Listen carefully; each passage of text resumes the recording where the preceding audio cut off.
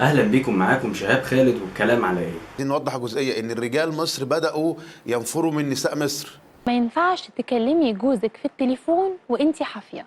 كلامنا النهارده عن حقوق الرجل. في بدايه الحلقه كده مش عايزك تتوتر ومش عايزك تتعصبي، انا مش داخل اعلي على البنات اللي بيتكلموا في حقوق المراه، ولا داخل اقول المصطلح دوت عشان اثير بعض الفتنه بين الذكور والاناث.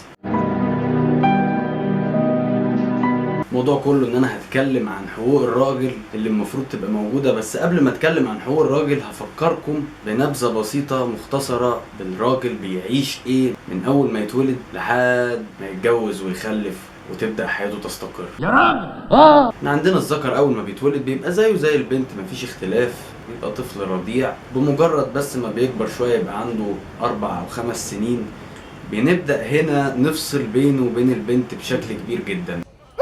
اولا بيبقى ممنوع انك تعيط. الواد احلام ما توترنيش، عشان عياطك ده بيبقى من الضعف، والراجل عندنا في المجتمع ما ينفعش يكون ضعيف. I'm stronger, I'm smarter, I'm better, I am better. بعد كده اول حاجه بتقصقص له جناحاته وبتقص له شعره، عشان الراجل ما ينفعش يبقى شعره طويل، لان الشعر الطويل ده علامه من علامات البنات. احنا قصدنا تحلق شعر. لا ده انا احلق لابويا واحلق لامي واحلق لك واحلق لكم كلكم. وبعد كده بتبدا تحمله مسؤوليه وتقول له ينزل يجيب حاجات من تحت البيت، ويبدا بعد كده يختلط بالشارع. وفي الناحيه الثانيه البنت بتبقى اغلب الوقت بيخافوا عليها ومسموح لها انها تعيط عادي، وما بس ما ينفعش تنزل الشارع عشان الشارع فيه ناس وحشه، مع ان نفس الناس الوحشه دي هو الولد بينزل يقابلهم عادي في الشارع وبيتعامل معاهم وبيتفرج على الخطر بعينه، سواء بقى ناس بتتخانق او شباب كبيره بيشربوا سجاير، فبيبدا الفضول عنده يزيد. بقول لك ايه اكتر حاجه حرام ممكن نعملها دلوقتي؟ تاكل فستق؟ لا اعوذ بالله، مش للدرجات يعني. نيجي بعد كده لمرحله ان هو بعد ما بيروح المدرسه بيبدا لو مدرسته مشتركه يحس بالاختلاف الكبير بينه وبين البنات. ازاي بقى؟ اول حاجه كده مدرسين عملوها وانت طفل، ان انت لما كنت بتيجي تتعاقب كانوا بيقعدوك جنب البنات. يا لهوي راجل! كنوع من انواع العقاب، واغلبنا كشباب طبعا كان نفسهم العقاب ده يفضل مكمل معانا لغايه اما نكبر، بس هو بيبقى في مرحله معينه كده. فبيبدأ هنا يترسخ في دماغ الطفل الذكر ان قعاده جنب البنات ده هيقلل من قيمته الذكوريه، فانت بتمجد في الذكوره بتاعتي وشايف ان ذكورتي دي حاجه جامده، وان انا هبقى قليل لو قعدت جنب البنات، ده من واحنا اطفال. وكمان بتحلق لي شعري عشان لو شعري طول هبقى عامل زي البنات، وكمان مش عايزني اعيط عشان لو عيطت هبقى عامل زي البنات، وكمان مش عايزني ابان ضعيف، واللي يضربني لازم اضربه، واللي يشتمني لازم اشتمه، عشان لو اتصرفت تصرف غير كده هبقى عامل زي البنات. فانت هنا بتبين لي ان قد ايه البنت مستضعفه من وانا طفل، وما ينفعش اتشبه بيها، وما ينفعش اتعامل زي ما هما بيتعاملوا، برغم ان انا لسه صغير وانا لسه طفل. women.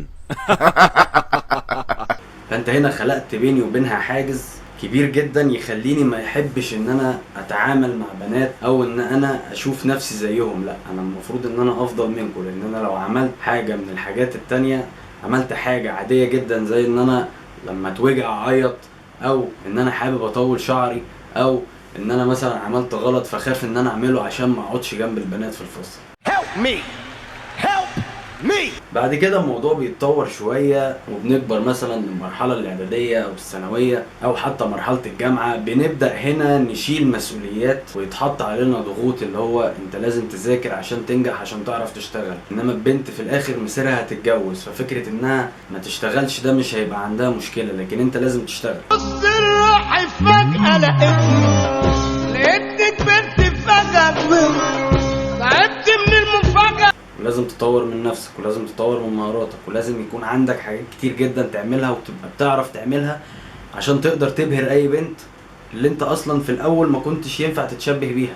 انا حمار وغبي. فالمهم الشاب بيدخل الجامعة وبيعيش ال4 سنين بتوعه دراسة، وبيبقى معاه بنات بالمناسبة، بس هي الفكرة ان الاختلاف بينهم ان الشاب لو اشتغل هيصرف على نفسه، بس هيبقى في بعض الاوقات لازم بيشيل مسؤولية نفسه، انما البنت لما بتشتغل تصرف على نفسها وكل حاجة، بس برضه في الاول وفي الاخر مش بتبقى عاملة زي الولد لما بيجي يطلب من والده فلوس. انا بتكلم هنا بصفة عامة، ما حددتش ناس معينة لان كل ناس وليها طبع، بس الاغلبية هم اللي بيتعاملوا بالطريقة اللي انا بحكيها لكم دي. فالمهم الشاب بيخلص الجامعة، سواء بقى كان عنده جيش او ما عندوش جيش، بيخلص سنة الجيش بتاعته وبعدين بيبص حواليه اللي هو انا خلصت دراستي، خلصت الخدمة العسكرية بتاعتي، فهبدأ اشوف حياتي دي بقى بتتعلق بحاجات كتير جدا. طبعا بنختلف عن البنات 1,000,000%. ازاي؟ ان اي فلوس بتجيلي من الشغل لازم احوش منها جزء عشان اعرف اجيب شبكة، واعرف اخرج خطيبتي لو خطبت، واعرف ابين ان انا مش بخيل، واعرف ان انا اصرف على خطيبتي، واعرف ان انا الفلوس اللي بتجيلي دي كلها لازم احوش منها عشان اقدر اجيب شقة، واقدر اخلص تشطيبات الشقة، واقدر اجيب الحاجات اللي المفروض اجيبها في الشقة، وابدا اشوف تكاليف الفرح كام، وابدا اشوف هدفع فلوس قد ايه. حرفيا كل الفلوس اللي بتجيلي من بعد ما بشتغل انا تقريبا ما باخدش منها 5% لنفسي، ده على فترات طويله جدا. يعني لو انا بقبض في الشهر 10,000 جنيه، وده طبعا رقم بيبقى مرضي لاغلب الشباب، هيبقى بالنسبه لي في السنه باخد 120,000 جنيه، فانا غالبا هبقى بصرف في السنه دي كلها حوالي 10,000 جنيه على نفسي بس، وال120,000 كلهم بقى رايحين مصاريف على الشقه، مصاريف خطوبه، او ايا كان المصاريف. ده لو انا شاب مستعجل على الجواز وشايف ان انا بعد ما خلصت جيش لازم اتجوز، يبقى ليا حياتي الخاصه وكياني الخاص، وان انا ابدا اشوف مستقبلي في بيتي لوحدي مع مراتي وعيالي. انما عند الجنب التاني من البنات، في منهم اللي بيبقى حابب الشغل جدا وحابب يطور من نفسه، بس هي هتعرف تعمل كل ده بسهوله لان هي مش عليها ضغط انها هتروح تتقدم لعريس مثلا، او انها هتجيب شقه، او انها هتعمل حاجه لنفسها. ولو جابت شقه لنفسها ده مش هيبقى حاجه وحشه، بالعكس هتبقى حاجه كويسه. بس هل يا ترى بقى لما هتيجي تتجوز هتروح تشوف واحد ما عندوش شقه وتتجوزوا فيها، ولا هيتقال عليه نفس الكلام اللي كان بيتقال عليه من هو صغير، انت كده ايه الفرق بينك وبينها؟ فالفكره من كلامي ده كله ايه؟ انا هنا بتكلم عن ان الراجل لازم يكون ليه حقوق، ولازم الست تحسسه بكينونته، ولازم الست تحسسه ان هو حاجه كبيره وحاجه عظيمه، لان هو فعليا في مراحل حياته كلها اغلب اللي بيعمله بيبقى عشان اللي حواليه. مش هقول على عكس الست قوي، لان في ستات كتير جدا بيهتموا باسرتهم وبيساعدوا في البيت، بس لما بنيجي ناحيه الرسميات او الحاجه اللي هنتكلم عليها باغلبيه، فالراجل هو اللي بيبقى المسؤول الاول عن اي حاجه. الست تقدر تدير بيت، بس الراجل لازم يكون هو القائد بتاعه. فيا ريت نحترم اختلافاتنا شويه، ونحترم شويه من خصوصيات الراجل وحقوقه، لان هو ما ينفعش اغلب البنات الفيمينست اللي طالعين اخر فتره ان هم يحاولوا يهدوا الاسره ويقولوا ان الستات زيهم زي الرجاله وبيشتغلوا زيهم زي الرجاله وبيعملوا شغل البيت، والرجاله بمجرد بس انها بتشتغل. ايه يا عامل يطلع من بيته الساعه 6 الصبح يروح 6 المغرب ب 110؟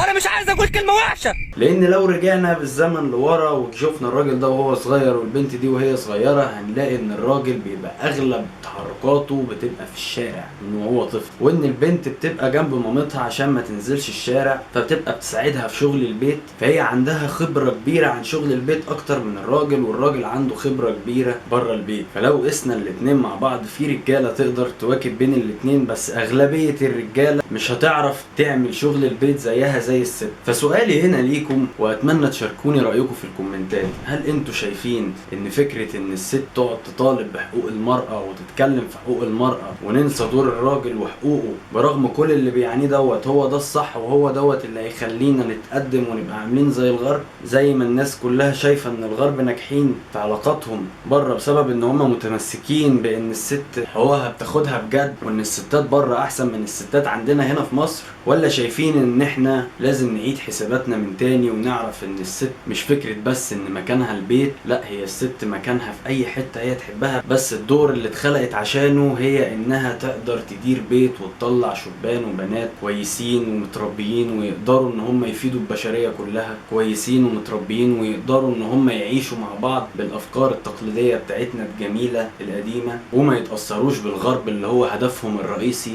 هدم الاسره. استني رايكم في الكومنتات، ما تنسوش اللايك والشير والسبسكرايب وتفعل زرار الجرس عشان يوصلك كل جديد. والكلام على ايه؟